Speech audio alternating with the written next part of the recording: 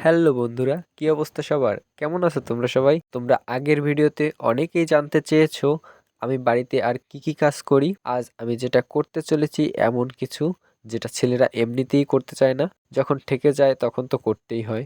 কথায় আছে না, ঠেকছি যেথায় শিখছি সেথায়।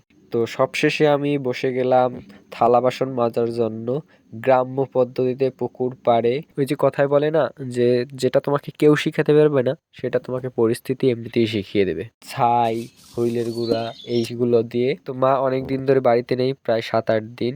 তো একা ছিলাম বাড়িতে, রান্না করা, বাসন মাজা, ঘর ঝাড়ু দেওয়া, এগুলোই করতে হয়েছে। আর সেটা করতে গিয়ে আমার যে কি অবস্থা হয়েছে যদি তোমরা সামনে থেকে দেখতে পারতে তাহলে কখনোই তোমাদের হাসি থামিয়ে রাখতে পারতে না। যদিও প্রতিটা মানুষেরই সব ধরনের কাজ শেখা উচিত, জানা উচিত, তা না হলে আমার মতোই অবস্থা হবে। পরে তোমরা কি ধরনের ভিডিও দেখতে চাও তা অবশ্যই কমেন্টে জানিও, আর জানালে সেই রকমের ভিডিও বানাতে পারবো।